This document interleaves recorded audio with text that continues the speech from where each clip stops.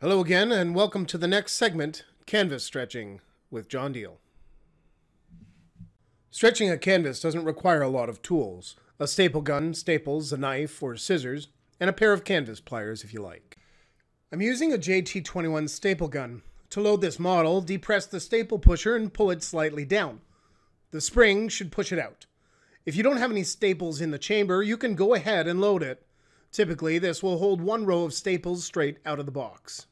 Provided that the strainer I built in the last video is straight and true, it should be relatively easy to stretch my fabric taut and without buckles. I'm using linen because that's what I had on hand. It's more pliable than canvas, and this particular fabric is thinner. That just means that I need to be more gentle with the fabric. I want to cut the fabric down so it's more manageable and will fit the strainer better.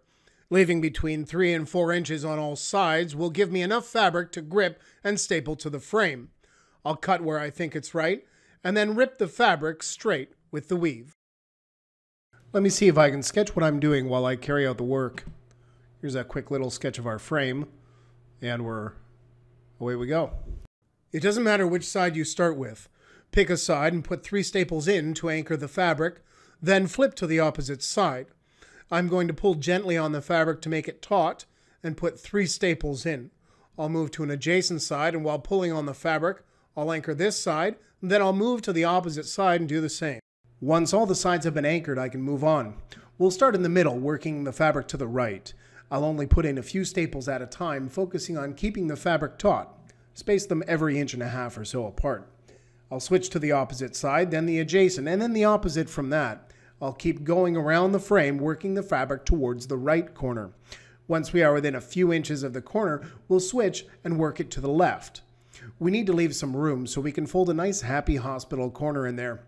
The key with stretching canvases is to make sure that you're always working the fabric towards the corners and you're keeping it taut, not tight. If you stretch the fabric too tight at this point, it will get even tighter when you gesso it. This can cause torsion, skewing, or it could even break the frame. If, while you're stretching, you notice any buckling occurring, pull the staples and work it out. I'm going to slow it down a little so you can see how to make those happy corners I've been talking about. Okay, the corners are another thing altogether. Pull the fabric out at the corner and then tuck in the excess. You'll now have 2 folds. Lay the inner fold down, and then with the main fold, you'll be able to roll it towards the corner. When they match up, you can lay this one down also. I usually pull it slightly back from the edge so that it's a little less noticeable from face on. Here's a little tip. Try to orient the folds on the same side of the canvas. For example, if your painting will be oriented portrait style, try to orient your hospital corners on the short side so that they are on the top and the bottom.